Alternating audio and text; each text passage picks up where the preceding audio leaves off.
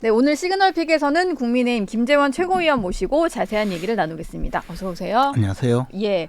어제 이 소식이 알려지면서 정말 이제 직접 여쭤보고 싶은 일이었는데 윤석열 대통령이 지난 8일 저녁에 이게 일요일이었는데요. 일요일 저녁에 일부 최고위원과 그리고 수도권 중진 의원을 만났다. 이런 사실이 전해지면서 당연히 그 최고위원에 김재원 최고위원이 포함됐을 거다라는 예상들이 있었는데 보니까 김민전, 인요한 두 분의 윤상현 의원 정도였던 것 같아요.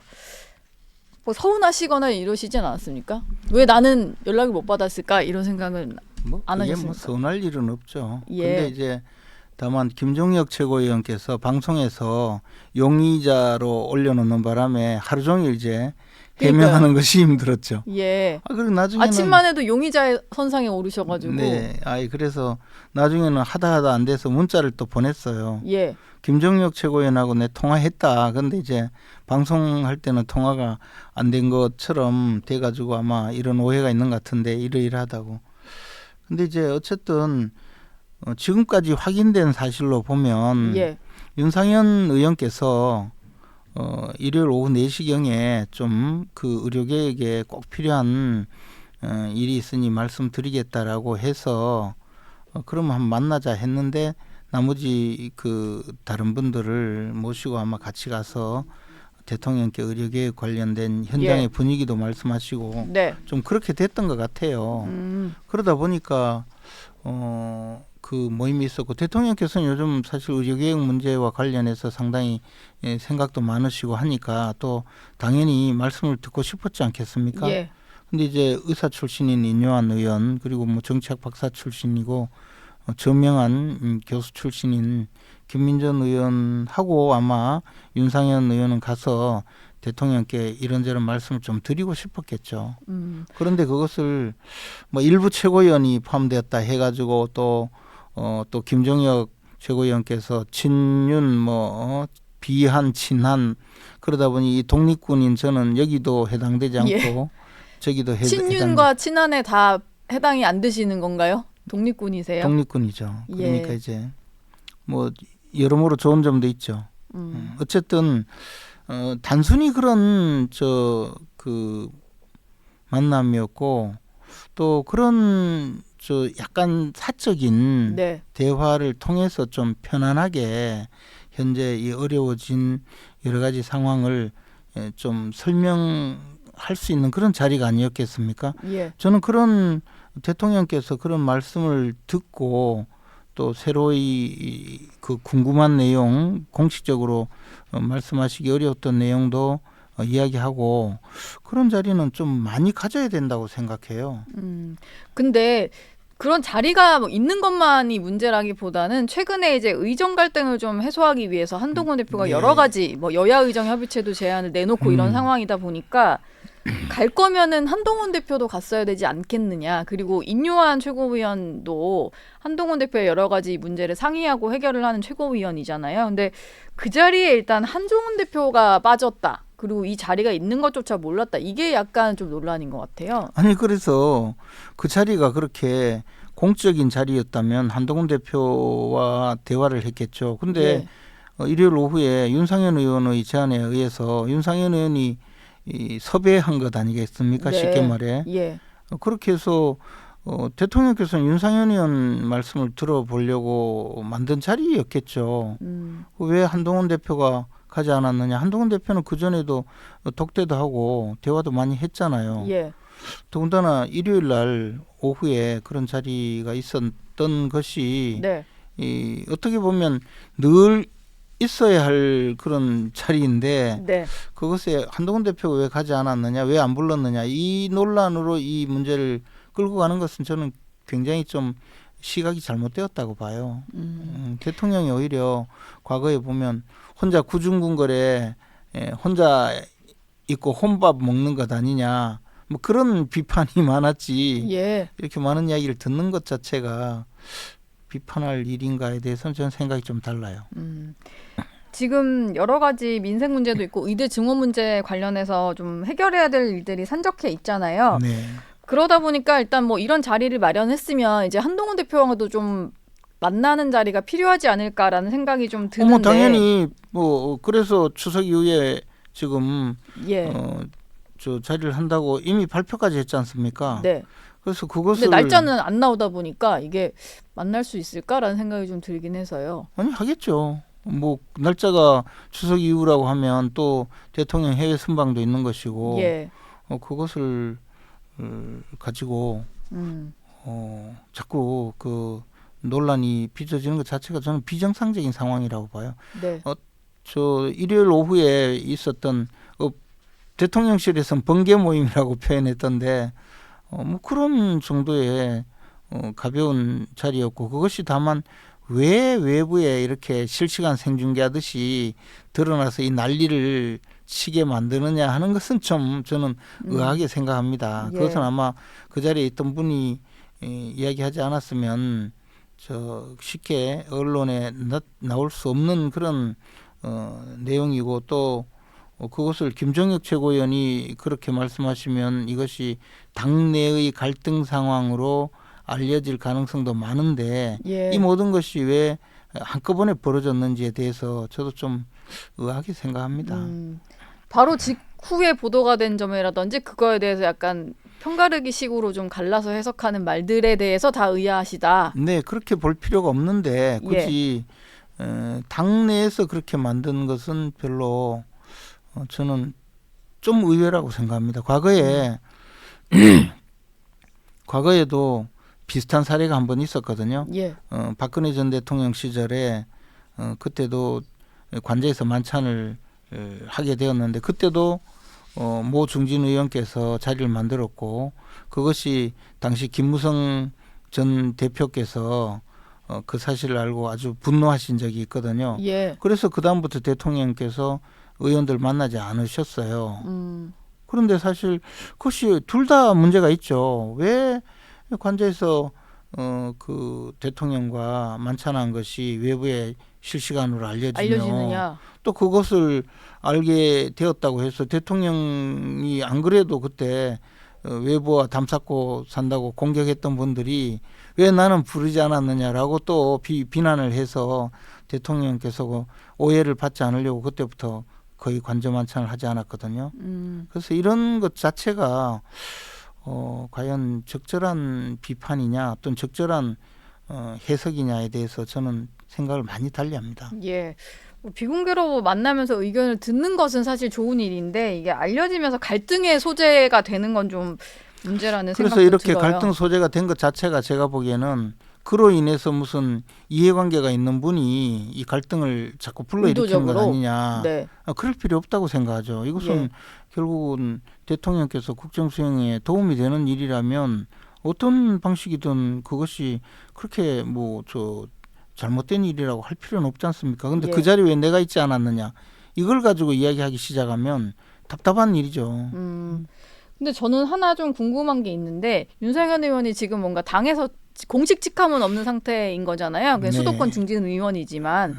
근데 그렇게 요청을 해서 뭐 이른바 번개 모임이 성사될 정도로 이렇게 대통령과 직접적으로 소통을 하는 관계라면 사실 그거는 당대표가 지금 이런 상황이라면 당대표가 해야 될 일인 것 같아요. 근데 한동훈 대표가 그 정도로 대통령과 직접적으로 연락을 하거나 번개 모임을 할 정도의 관계는 안 되는 건지. 한동훈 대표도 얼마 전에도 그 언론 보도에 따르면 대표께서 대통령께 면담을 요청했고 그래서 곧바로 대통령 만나서 독대에서 대화를 했다고 언론 보도에도 나왔지 않습니까? 대통령 굉장히 그런 면에서는 굉장히 폭넓게 그 많은 분들의 대화를 듣는 것 같아요. 저는 제가 대통령 전화번호도 모르고 전화해서 그렇게 이야기할 생각도 없고 해서 만나지 못했지만 저도 한번 전화하면 만나 주실지 모르겠네요. 예. 알겠습니다. 근데 할 말이 없어서 뭐. 예. 알겠습니다.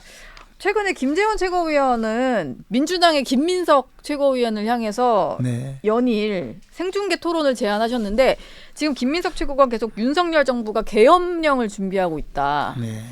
이런 의혹을 계속해서 제기를 하니까 이거와 관련한 생중계 토론을 제안하셨어요. 근데 김민석 최고위원이 일단 거절을 하시더라고요. 그 정확한 이야기는 그게 아니고 예. 김민석 최고위원이 먼저 계엄 선포의 음모가 있다 뭐 하면서 확실한 토론하자. 증거가 있다 하면서 누구하고든 뭐 토론하자 하면서 그때도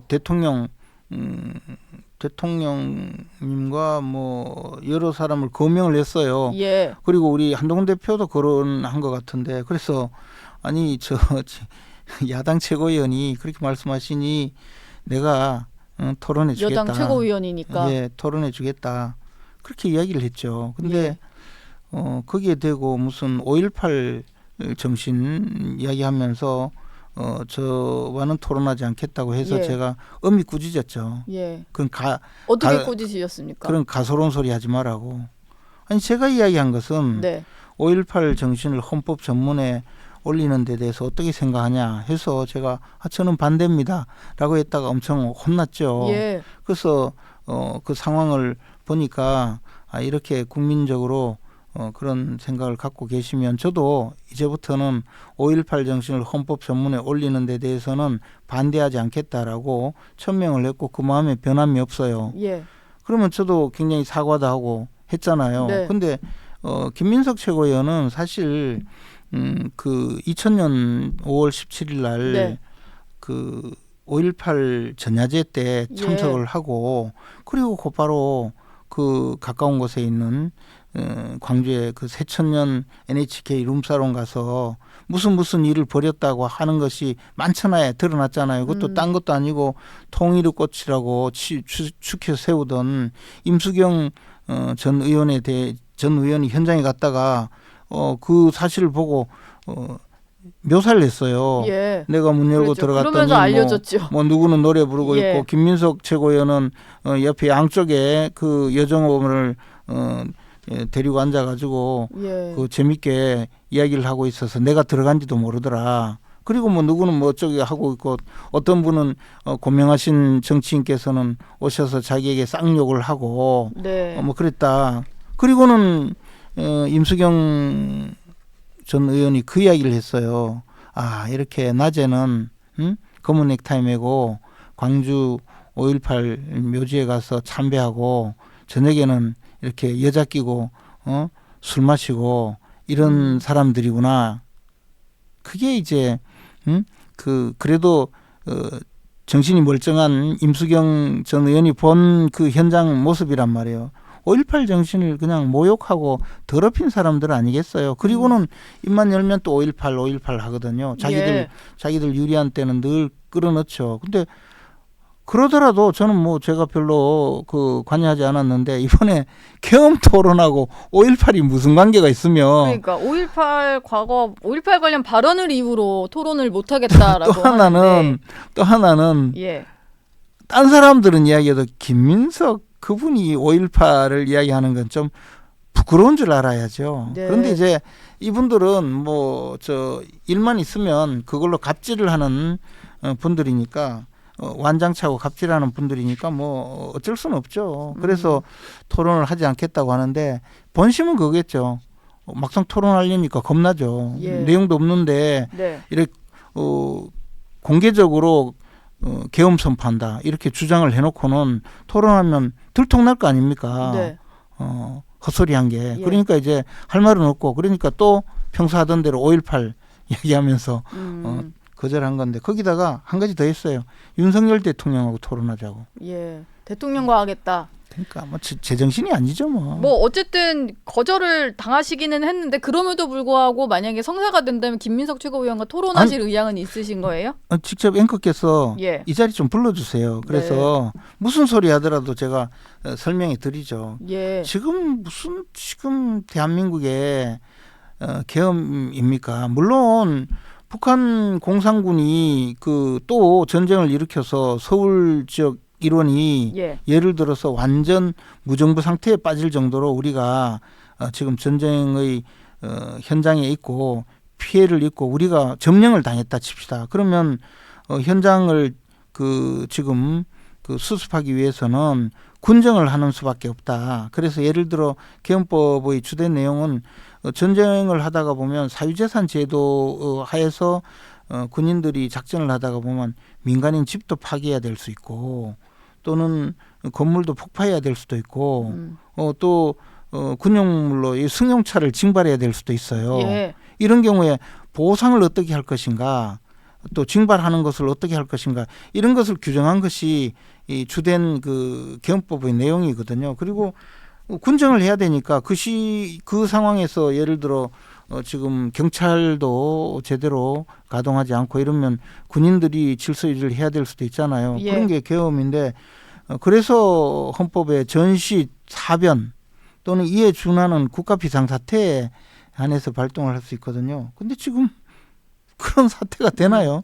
아마 그러게요. 지금 계엄 선포하면 저도 반대할 것 같은데 네. 반대하시죠? 국회에서 그게 반대가 될 것 같은데요. 국회에서 아니 그래서 그래서 폐기시켜버릴 것 같은데. 거기다가 예. 저 정말 더 이제 한 걸음 더 나가서 그러면 국회 최적 과반수의 찬성으로 계엄을 해제 요구하면 즉시 해제해야 된다고 돼 있거든요. 예. 그러면 이제 계엄 선포하면 곧바로 국회에 통보해야 되고 그럼 국회에서 곧바로 계엄 해제 요구가 되면 해제해야 되고. 된단 말이에요. 예. 그런데 그 과반수가 안 되게 하기 위해서 국회의원 전부 현행범 체포할 거다.